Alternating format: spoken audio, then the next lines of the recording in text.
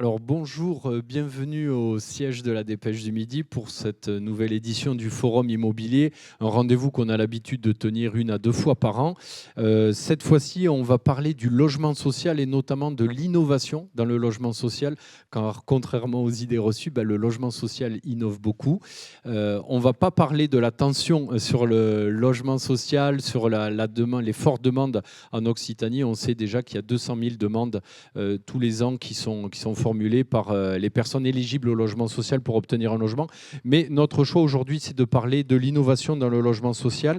Et on va parler de dispositifs comme le BRS, le bail réel solidaire, qui est une vraie innovation dont le secteur s'est emparé ces dernières années et qui commence à monter en puissance. On le verra avec nos trois intervenants, nos trois invités aujourd'hui. Je vous les présente. Bertrand Serpe, bonjour.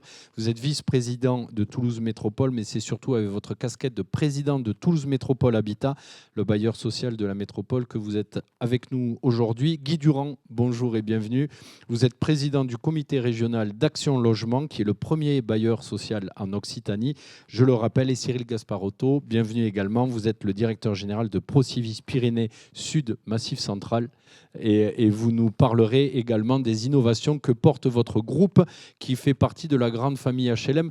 Peut-être on va chacun présenter ces organismes. Bertrand Serpe, alors TMH, on vous connaît, hein, Toulouse Métropole Habitat, mais peut-être pouvez-nous redonner quelques métriques.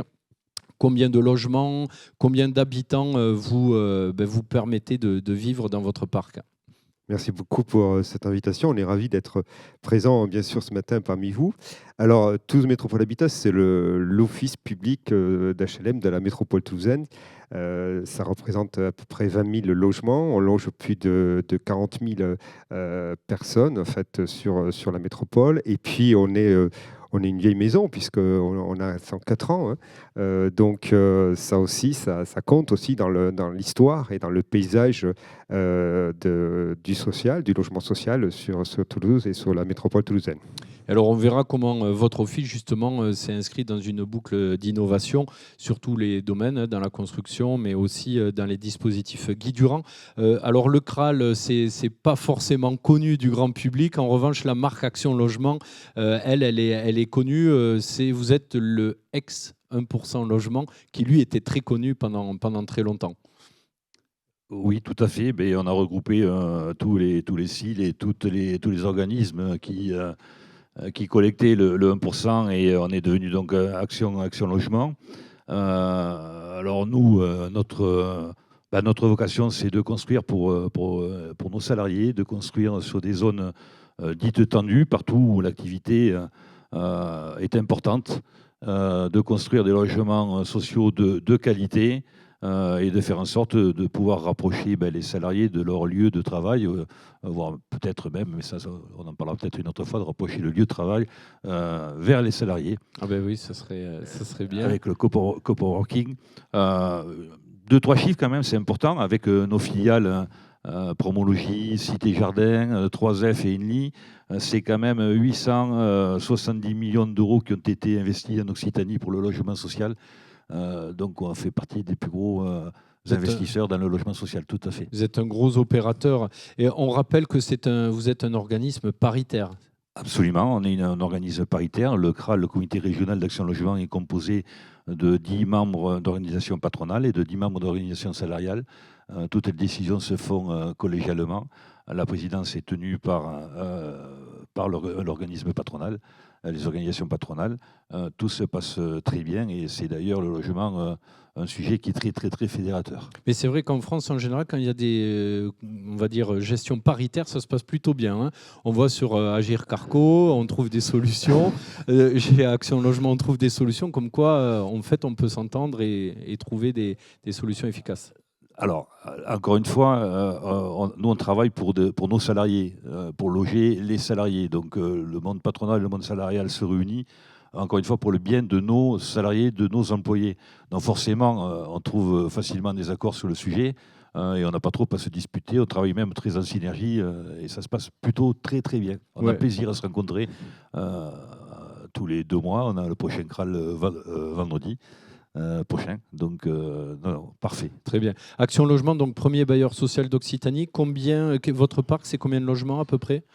Alors, en 2024, on a logé plus de 11 000 ménages. Et vous avez 60 000 lots sur la région, hein, à peu Oui, près, c'est ça. 58 un peu 000. moins de 60 000. Très bien. Alors Cyril Gasparotto, bienvenue parmi nous, directeur général de Procivis. Vous faites partie, vous aussi, de la grande famille HLM. Alors sans faire le grand historique, mais expliquez-nous un petit peu votre positionnement dans ce secteur. Alors, l'origine de Procivis remonte au début du XXe siècle. Et la spécificité, c'est que dans le mouvement HLM, les SACI, qui étaient créés à l'époque, étaient là pour mobiliser l'accession à la propriété. C'était porté dans le cadre d'un capitalisme un peu paternaliste qui ont créé ces sociétés pour pouvoir garder les salariés en accession à la propriété proches de leur site de production, dans un monde où l'exode rural était fortement présent, etc. etc. Donc Voilà. l'idée, c'était aider les Voilà. salariés à devenir propriétaires. Exactement, c'est notre ADN, c'est l'accession à la propriété. Ça a fortement évolué avec le temps, notamment à la sortie de la Seconde Guerre mondiale et sur l'effort de reconstruction. Nos structures, SACI, qui sont une des 4 grandes familles HLM, ont été mobilisées sur tous les pans de l'activité. Donc on a la particularité dans cette famille de faire de l'immobilier social, donc je vais y revenir, et de l'immobilier concurrentiel. D'accord. Voilà. Donc l'immobilier social, nous sommes un petit bailleur social, nous avons 1080 logements sociaux. On D'accord. reviendra sur les enjeux pour nous de notre parc par rapport à la thématique de la journée. Et ensuite, c'est de l'accession sociale à la propriété à travers un véhicule qui a fortement développé le BRS sur la métropole toulousaine. Et ensuite, on est promoteur immobilier. Là, dans le secteur libre, dans le secteur libre, en synergie avec le secteur social. Et nous sommes également dans le service immobilier. On gère un peu plus de 10 000 lots de copropriété, un peu plus de 6 000 lots en gestion.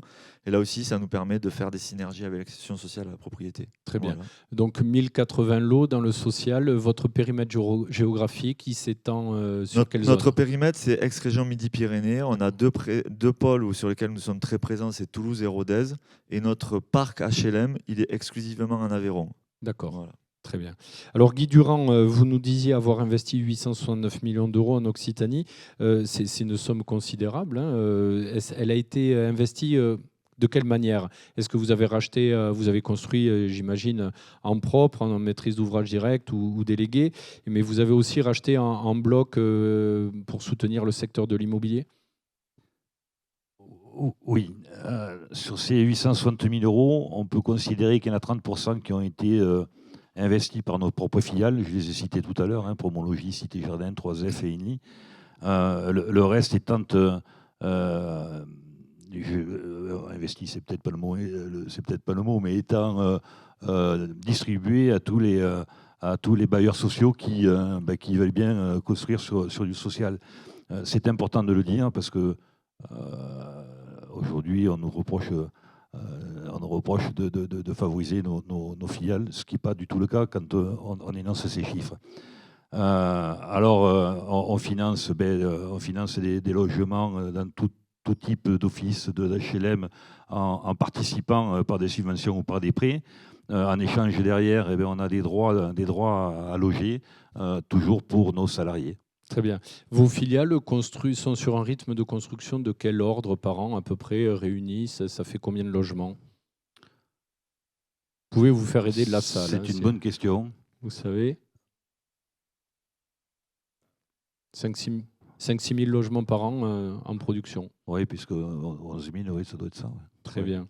Du coup, un acteur très dynamique. Bertrand Serpe, votre actualité en 2025, puisqu'on parle de l'innovation dans le logement social, vous avez innové très concrètement. Alors déjà, pourquoi on ne s'attend pas à ce que le secteur du logement social innove? Pourquoi l'innovation, depuis que vous en avez pris la présidence de TMH, ça a été un de vos marqueurs? Pourquoi vous avez injecté de l'innovation dans votre office? Alors ça, c'est une très bonne question parce que aujourd'hui, je ne vais pas rappeler le contexte de la crise du logement que nous vivons tous au quotidien et dont les perspectives ne nous donnent pas effectivement beaucoup de chances d'être très, très optimistes. Et cette crise du logement, elle a commencé, je ne vais pas refaire l'histoire, mais il y a à peu près dans les 2020, après le Covid, et puis après il y a eu la guerre en Europe, enfin l'augmentation du coût des travaux. Enfin, tout ça a fait qu'on a dû se remettre en question. Et moi, j'ai pris la présidence de TMH à l'issue des élections de 2020, donc en tant que président de TMH. Et il a fallu tout de suite se réinventer quelque part, essayer de trouver des solutions pour essayer de passer ce cap de cette crise du logement et du logement social, en particulier sur Toulouse. Et là, tout de suite, est venue l'idée de travailler sur les innovations, parce qu'il n'y a pas qu'une innovation. Il y a des innovations sociales, des innovations sociétales, des innovations aussi en matière de construction, des innovations en matière énergétique. Et ça a été un cap, en accord avec la direction générale, que nous avons pris pour essayer de traverser cette crise du logement. Alors, comment ça se concrétise? Si on prend quelques exemples sur l'énergie, par exemple, on a travaillé beaucoup parce que vous savez qu'on fait de la réhabilitation et de la rénovation de notre parc, qui est parfois imposé, avec notamment la rue, mais qui est aussi à notre initiative, parce que notre souci, c'est toujours le client. Le client, au final, c'est le locataire, ouais. Le bien-être du locataire. Et puis, la transition écologique fait qu'on est obligé aussi, et il y a les lois qui sont là, qui nous obligent à travailler sur ces sujets de la transition énergétique, par exemple. Donc, on a essayé d'innover. Si on prend cet exemple, avec, par exemple, lorsqu'on fait des réhabilitations et des rénovations, avec des secondes peaux sur nos bâtiments. C'est-à-dire que vous élargissez un petit peu le bâtiment pour faire une protection. Oui, on le protège, le bâtiment, de façon à ce que, effectivement, l'hiver, il fasse moins froid et que l'été, il fasse moins chaud. On crée aussi des balcons. Alors, c'est l'idée aussi d'avoir, à Toulouse, vous savez, c'est une ville où il fait beau, donc l'été, donc il fait parfois un peu trop chaud, mais c'est bien d'avoir quand même une sortie. J'ai en tête, par exemple, des réhabilitations qu'on est en train de terminer là au Calvaire. Donc, c'est la rue du Ferretra, c'est le quartier d'Ampalo, c'est un des plus anciens bâtiments de TMH, puisqu'il date de 1909 de mémoire. Donc, vous voyez, c'est quelque chose d'assez ancien qui méritait, qui a été réhabilité au fil des temps, mais qui méritait effectivement une réhabilitation. Et là, on a créé des balcons, on a fait une seconde peau, on a si on regarde in fine, c'est moins de 40% de charges pour nos locataires énergétiques. Donc ça, c'est important. Quand on est dans un moment où la crise sociale, parce qu'on parle d'innovation sociale aussi, la crise sociale est importante, le logement, c'est du pouvoir d'achat, l'énergie, c'est du pouvoir d'achat. Et comment essayer de redonner aux Toulousains et aux métropolitains cette chance de pouvoir effectivement pouvoir consommer, d'être un peu plus confortable dans leur vie, c'est aussi de réduire leurs charges locatives. Et les charges aussi, bien sûr, énergétiques des bâtiments. Oui, dans un contexte où le prix de l'énergie est quand même sous tension. A flambé. Bon, après, il y a aussi le réseau de chaleur urbaine que nous avons à Toulouse Métropole et à Toulouse, qui permet aussi, avec le raccordement, d'avoir des prix plus intéressants pour nos locataires. Donc ça, c'est un exemple. Et en matière un autre exemple, à Castelmourou, vous avez lancé de l'autoconsommation. Autoconsommation. Comment ça fonctionne? J'allais le citer. C'est très simple. On a mis des panneaux photovoltaïques dans nos résidences. Et puis, je crois qu'il y en a 144, qui permet effectivement, d'une part, de réduire les charges de copropriété avec le fonctionnement de l'électricité dans l'immeuble, des ascenseurs, et puis aussi, pour ceux qui le souhaitent, de pouvoir souscrire un contrat pour avoir bien tout simplement de l'autoconsommation et de l'énergie beaucoup moins chère grâce au photovoltaïque, sans passer par les énergéticiens classiques. Et ça, c'est une innovation, parce que souvent, dans les logements collectifs, les panneaux solaires servaient à produire de l'énergie pour alimenter les parties communes. Exact. Les ascenseurs. C'est effectivement de le proposer à nos locataires, et ce qu'on va faire aussi dans des projets futurs tels que Climéa, Bordelongue, où on va travailler sur ce qu'on appelle le confort été 2050, avec effectivement la possibilité, notamment avec le photovoltaïque, de proposer à nos clients, à nos locataires, d'avoir cette chance de payer moins cher leur énergie. Oui, cette autoconsommation, donc on le rappelle, c'est à peu près moins 40%, sur la facture énergétique, donc c'est pas neutre. Alors Cyril Gasparotto, un mot. Bertrand Serpe a pointé la crise du logement et du logement social notamment. En termes de construction, vous qui êtes à la fois une jambe dans le secteur privé, une jambe dans le logement social, comment vous voyez le marché en cette année 2025? Est-ce qu'on est toujours en convalescence? Absolument. Alors ça dépend des marchés, parce que ce qu'il faut savoir, c'est qu'il y a une crise du logement, mais la demande est toujours là. Donc, et la demande est très très forte en matière de location. Il y a une file d'attente assez longue. Et également en accession à la propriété. Ce qui fait mal au marché aujourd'hui, c'est l'investissement locatif privé. Aujourd'hui, il n'y a plus d'investissement locatif privé. Qui était soutenu par le dispositif Pinel. Voilà, ouais. Et ce qui fait que 2025, c'est une hécatombe. Et comme quand même, il ne faut pas oublier que les promoteurs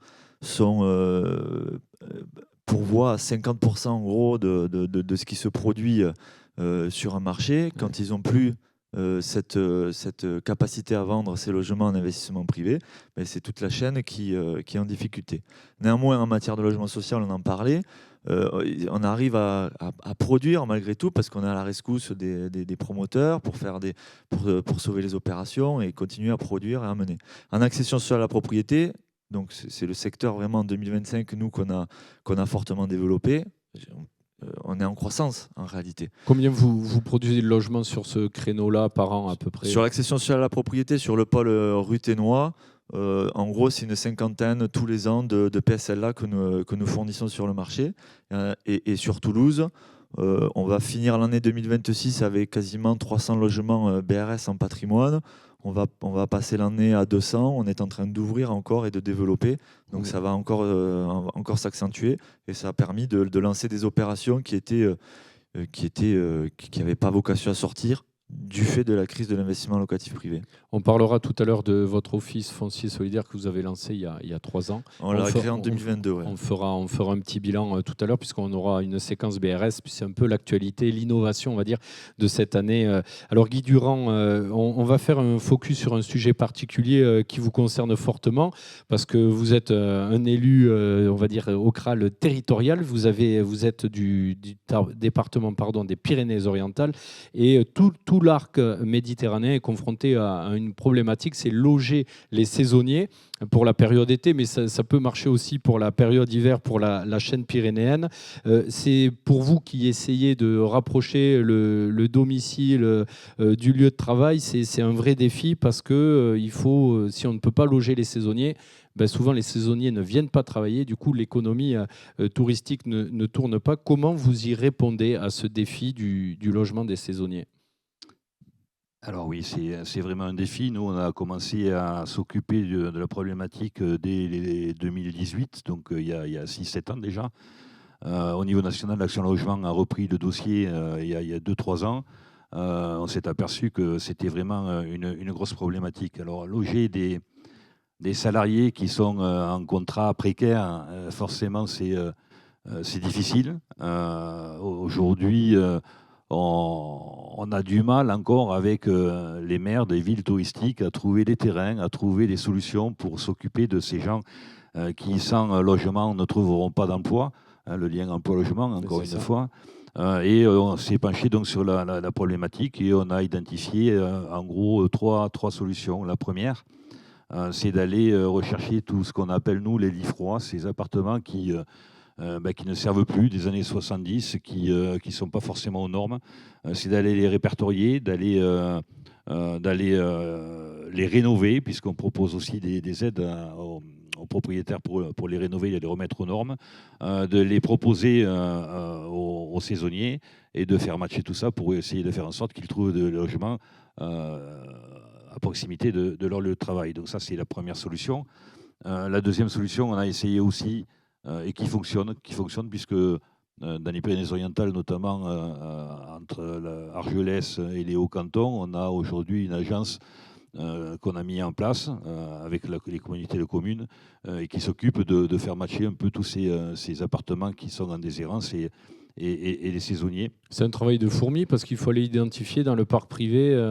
Tout à fait, oui. tout à fait. Et puis bon, il faut en parler. C'est là où on a besoin des élus pour justement dans chaque mairie parler de cette possibilité, c'est de remettre des appartements qui sont en déshérence et les mettre sur le marché.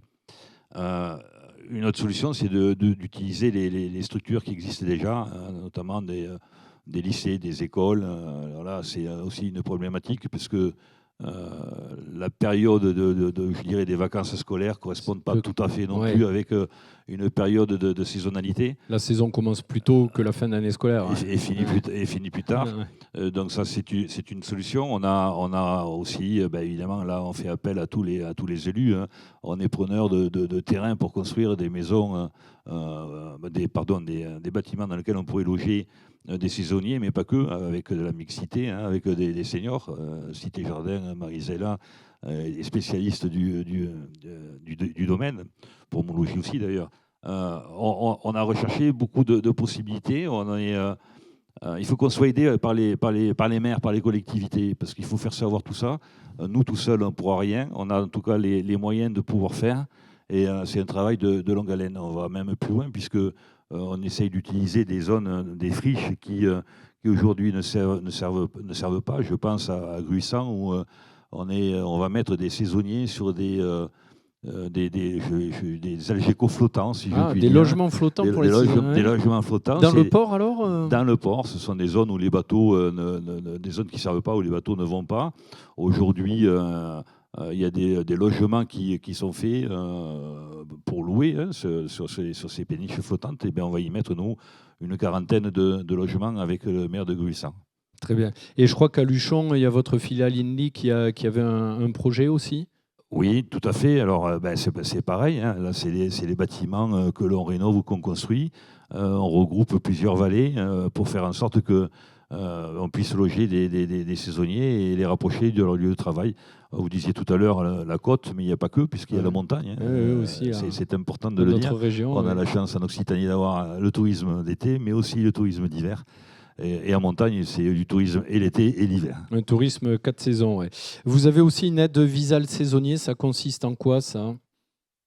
Alors, oui, j'aurais dû en parler. En même temps qu'on loue des appartements, on apporte la garantie Visale, à savoir si les loyers sont payés, Visale intervient et paye à la place du locataire. Si les appartements sont dégradés, on vient aussi rénover les appartements. Donc c'est pour réassurer un peu le propriétaire. Pour rassurer le propriétaire et l'inciter à remettre ses appartements sur le marché. Et là, c'est un produit qui trouve son public. Oui, Visale, c'est quelque chose qui fonctionne très bien.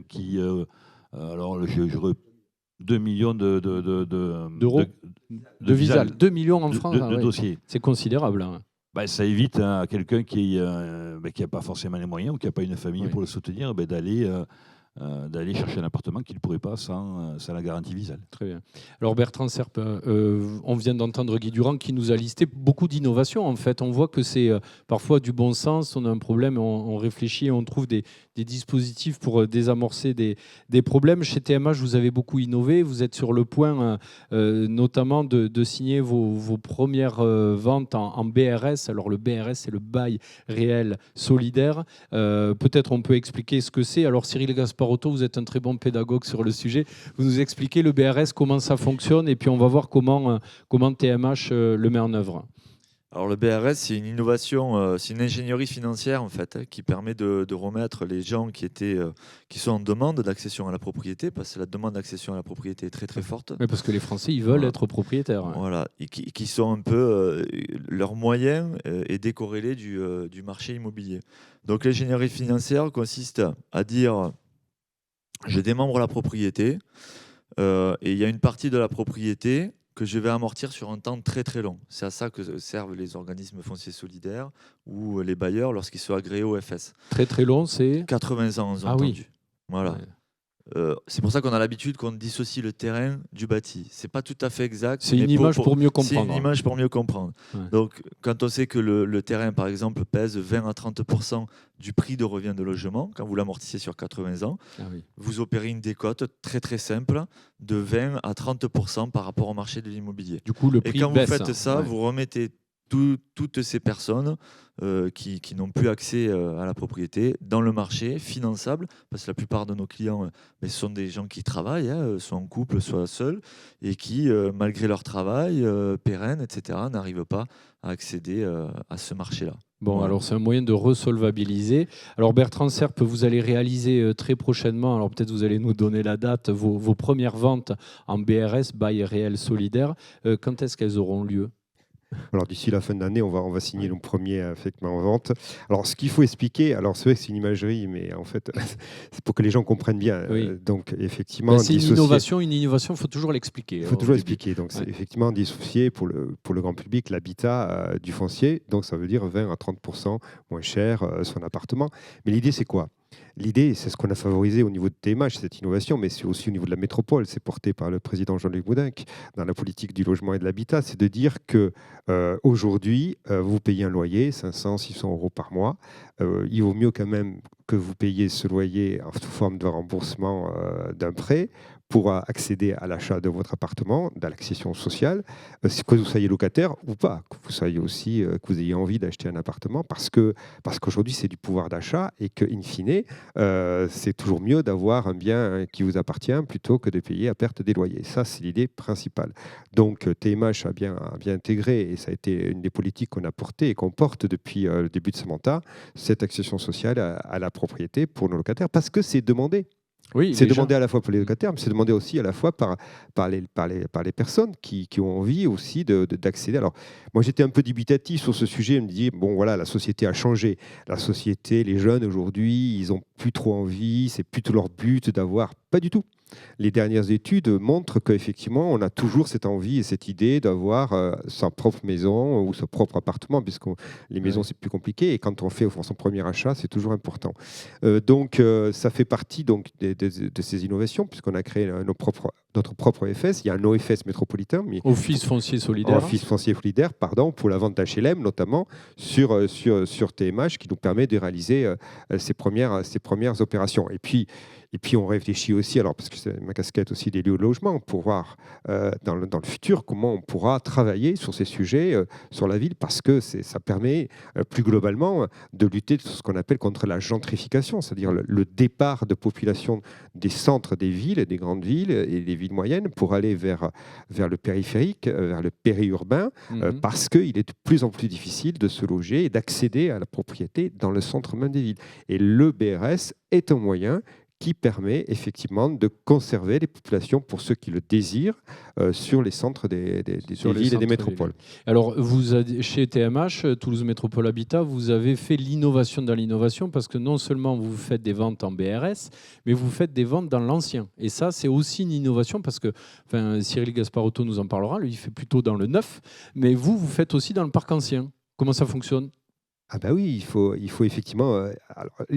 aujourd'hui, quand on est un bailleur social, vu les difficultés qu'il y a à produire du logement, on ne peut effectivement équilibrer nos équations financières que si on fait de la vente HLM. Et la vente HLM, elle se fait essentiellement dans l'ancien. Et ça, aujourd'hui, c'est aussi une innovation, parce qu'il y a quelques années, on en faisait très peu. Aujourd'hui, on doit faire à peu près 10 millions d'euros chaque année sur de la vente dans l'ancien. Combien de lots vous vendez par an un peu moins d'une centaine. Et sur ce nombre d'appartements, il y a à peu près 20% de BRS. Donc c'est aussi l'idée qu'aujourd'hui, pour reconstituer nos fonds propres, pour pouvoir financer, créer, loger les gens, il faut faire de la vente HLM. Et tous les moyens sont possibles, et l'innovation est au cœur de nos réflexions. Alors, est-ce que tout votre parc, vous disiez à peu près 20 000 logements, est-ce que tout votre parc est éligible au BRS ? Alors, il faut savoir que le BRS, c'est dans des cas bien spécifiques. On ne fait pas du BRS partout. Il y a des endroits où on n'a pas besoin de faire du BRS. On a fait une étude très affinée au sein de TMH pour essayer d'identifier des poches, des zones très tendues où il est très difficile de devenir propriétaire. C'est plutôt dans les zones, dans des quartiers ou centre-ville ou côte pavée, ou des endroits où c'est un petit peu compliqué, vu le prix du foncier, c'est cher de pouvoir continuer à se loger sur le centre de Toulouse. Donc cette étude nous a permis d'identifier effectivement des quartiers où le BRS est quand même plus stratégique que d'autres. Très bien. Donc 20 ventes à peu près par an sur une centaine. Très bien. Alors Cyril Gasparotto, le BRS, vous le pratiquez depuis à peu près 3 ans, puisque vous l'avez lancé, vous avez dit tout à l'heure, en 2022.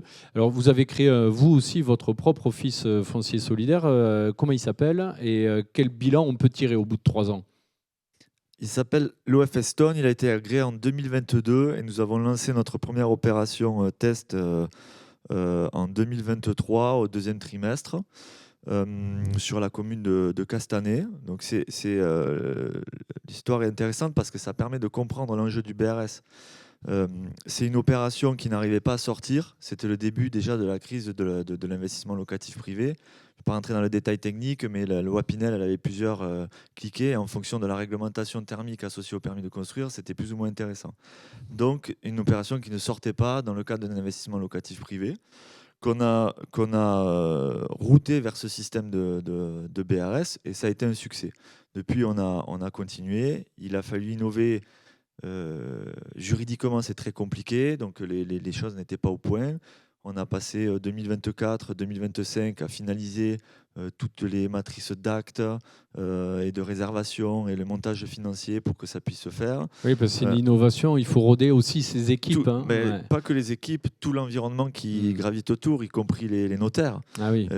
Parce qu'en fait, c'est une nouvelle dimension d'actes, ça n'existe pas ailleurs. Parce que ce qu'on n'a pas dit aussi, c'est que l'enjeu pour les collectivités, c'est que c'est un produit qui est non spéculatif.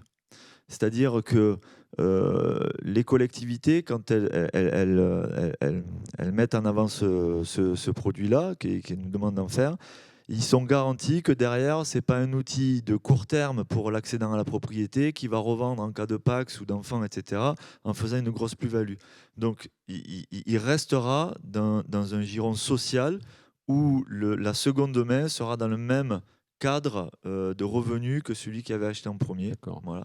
L'autre avantage pour la collectivité, c'est qu'il n'y a pas de, sauf si elle le demande, mais bon, là c'est chacun sa politique, mais compte tenu du contexte qu'on imagine très bien, il n'y a pas d'exonération de taxes foncières. Ce qui fait que ça ne pénalise pas les finances de la collectivité. Continue à recevoir des recettes. Exactement. Oui. Et ensuite, l'autre enjeu pour les collectivités, c'est que le logement, de manière pérenne, est comptabilisé dans le décompte du logement social au titre de l'article 55 les obligations qu'ont chaque Exactement. commune d'avoir. Et de manière pérenne. Donc ça, c'est quand même important pour les collectivités. Je ne sais plus pourquoi j'en suis venu là. Donc du coup, oui, il y a une demande des collectivités, il y a une demande des accédants qu'on arrive à remettre sur le marché.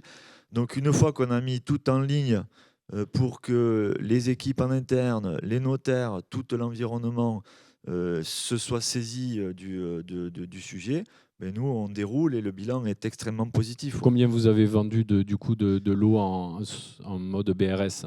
On a fait beaucoup plus de résas qu'on a conclu parce qu'il y a quand même pas mal de désistements au départ, parce que vu que c'est un produit innovant, nos meilleurs prescripteurs, c'est ceux qui sont déjà bénéficiaires de BRS. Qui en parlent autour d'eux. Et parce que de temps en temps, au début, c'était beaucoup ça. On arrive à convaincre l'argument qui a été énoncé par Bertrand Serre tout à l'heure.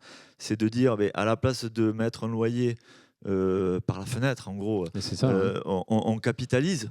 Alors on crée son propre patrimoine. On crée son propre patrimoine. La durée moyenne de détention de sa première résidence principale, c'est 7 ans.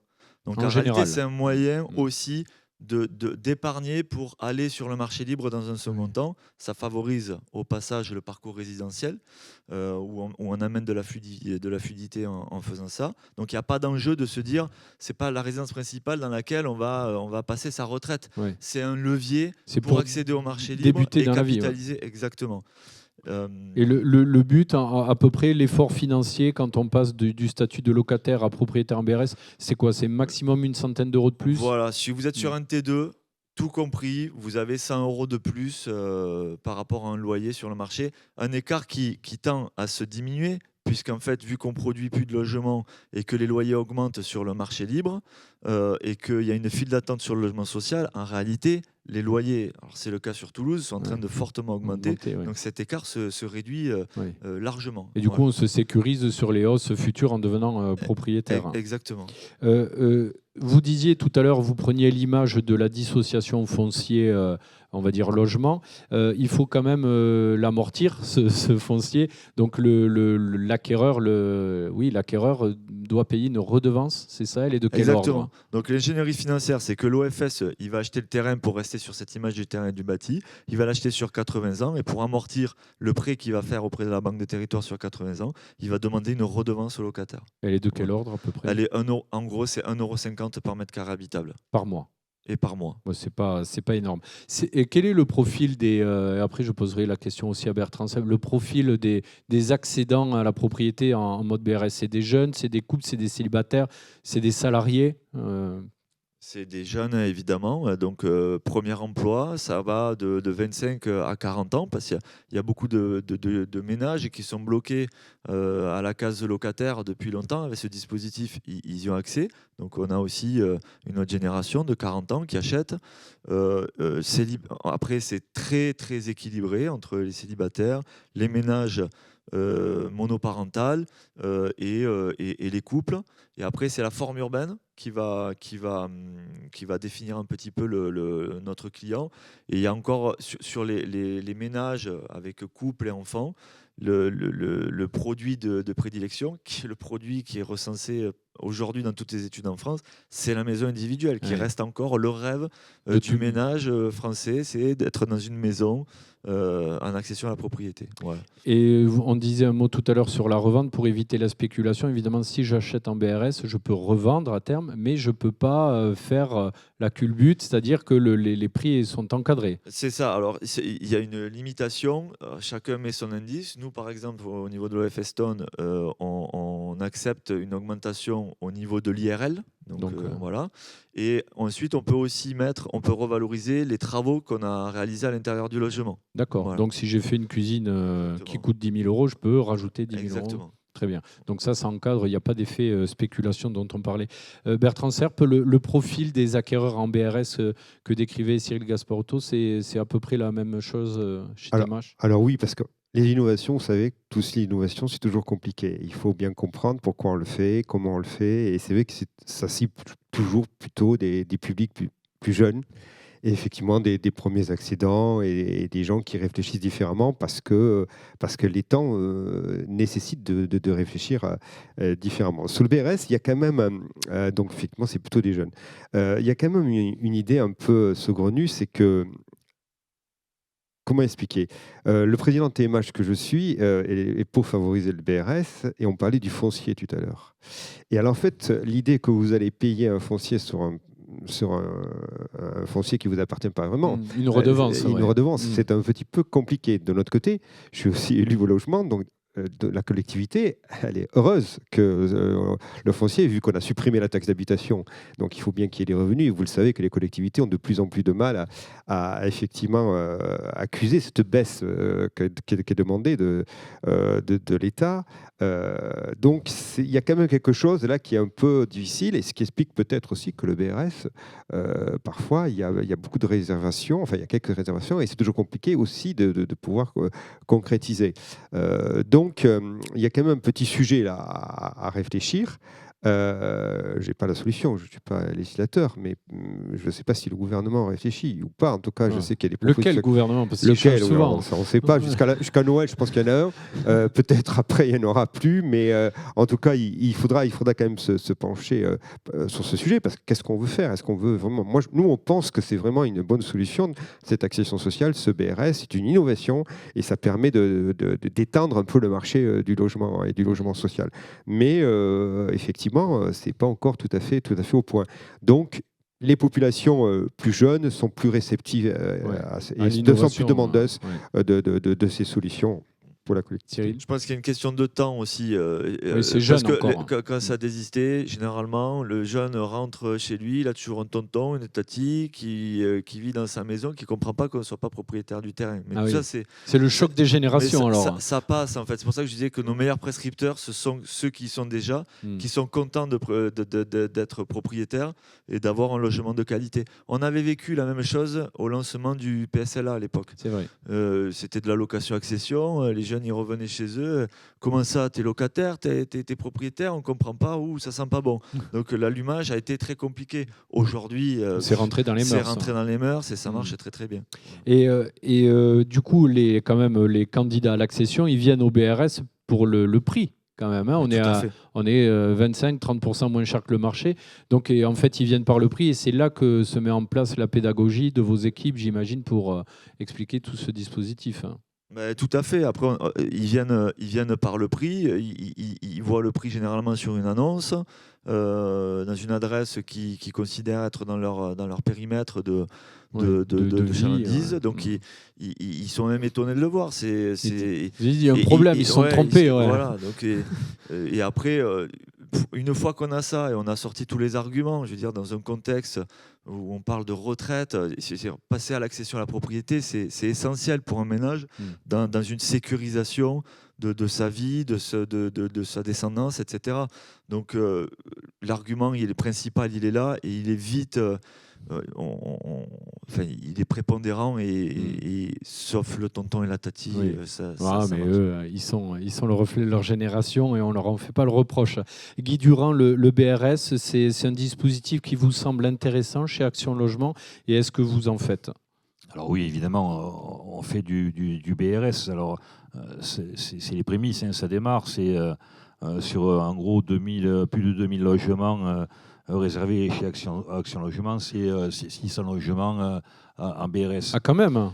C'est pas mal. Au niveau de la France. Hein. Oui, mais c'est quand même Au niveau beaucoup. de la France. Voilà, en proportion. C'est un démarrage. Ouais, Alors, nous, évidemment, qu'on y est favorable. Moi, particulièrement, je vous l'ai dit, on est paritaire à Action Logement et l'intérêt des salariés, pour nous, est important.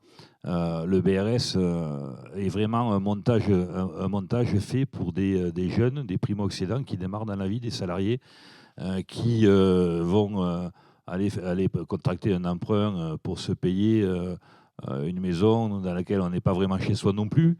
Mais enfin, vous l'avez dit tout à l'heure, tous les 7 ans, on revend un bien. Ça permet quand même aux salariés de constituer un capital plutôt que de payer des loyers dans nos structures. Alors non pas qu'il ne faut pas le faire, mais enfin... Il faut les deux. Il faut les deux. Plutôt que de payer des loyers, là, c'est du capital qui est investi, qui permet, quand on le revend, ce bien, d'avoir un apport pour aller acheter une villa plus grande ou un appartement plus grand. Oui, nous, on voit ça d'un bon oeil et les salariés aussi. Alors, encore une fois, c'est les prémices. Oui, il faut bousculer un peu les habitudes et les usages.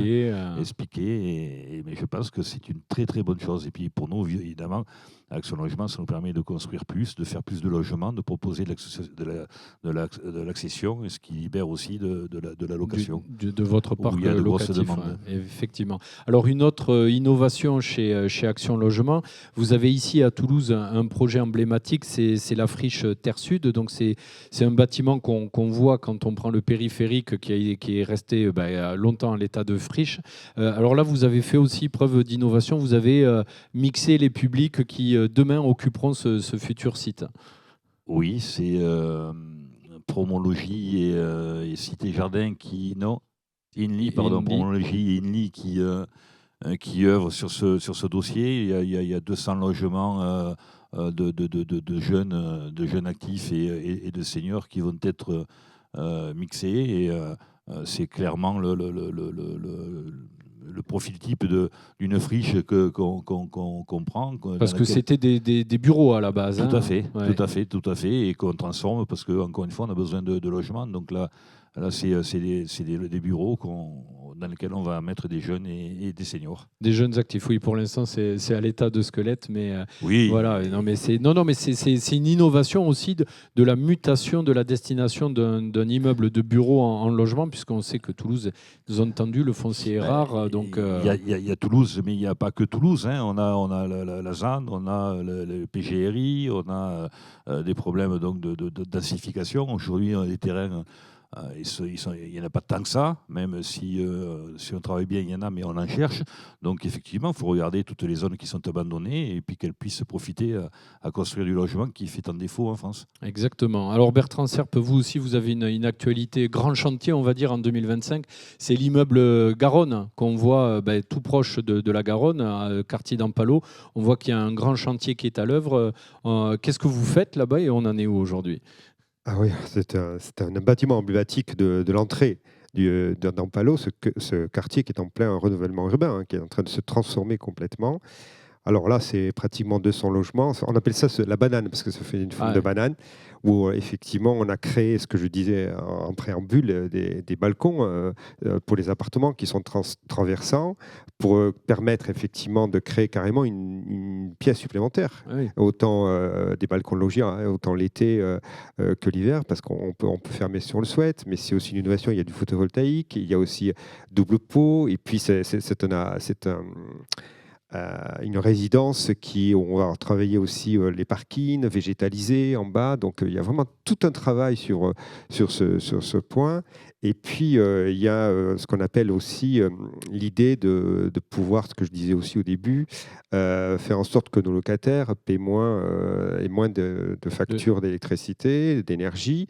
Donc on a mis en place ce qu'on appelle des contrats de performance avec l'idée de dire que tout ce qu'on est en train de mettre en place pour limiter finalement l'hiver, que l'énergie parte et que l'été il fasse trop chaud, ça soit soumis à des contrats de performance avec les personnes qui vont travailler sur ces sujets. L'entreprise de construction s'engage en fait. Voilà, exactement, sur 5 ans. Donc s'il n'y a pas les résultats escomptés, il y aura des pénalités. Donc ça, c'est une véritable innovation. Ça veut dire mettre finalement l'entreprise face à ses responsabilités et aux promesses qui ont été faites sur les réalisations que nous avons demandées pour ce bâtiment emblématique du quartier Ampalo. Parce que ça, c'est pas évident, parce que souvent, il y a effectivement des promesses sur justement l'énergie, et puis c'est pas forcément au rendez-vous. Donc, on a été là-dessus extrêmement vigilants. Sur ce bâtiment, et c'est quelque chose que si ça marche, on va le généraliser sur l'ensemble de nos futures réalisations. C'est un peu un chantier pilote alors. C'est un chantier pilote. C'est un chantier qui va nous coûter plus de 23 millions d'euros. Donc c'est quand même conséquent. Ça fait au prorata 120 000 euros, je crois, par logement. Donc c'est pas neutre. C'est 60 000 euros à peu près par logement, les réhabilitations en général. Mais les logements vont gagner une vingtaine de mètres carrés. 14-15 mètres carrés. Ils vont avec les futurs balcons qu'on va créer. Ils vont gagner, bien sûr, puisqu'ils seront protégés. L'énergie, ils seront moins énergivores. Donc, les locataires en gain de pouvoir d'achat.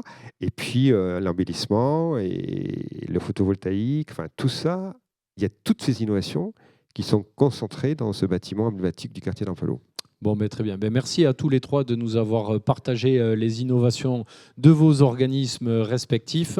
Comme quoi, le logement social, c'est être innovant, peut-être parce qu'il a la vision du temps long et qu'il garde ses locataires avec lui. Une innovation que nous continuerons de partager avec vous au cours de nos prochains rendez-vous du Forum IMO et du Lab IMO. Et puis, évidemment, vous retrouverez cette table ronde en ligne sur le site de ladépêche.fr. Vous pourrez regarder le replay et vous aurez un compte rendu également dans le journal print papier. Merci beaucoup et à bientôt.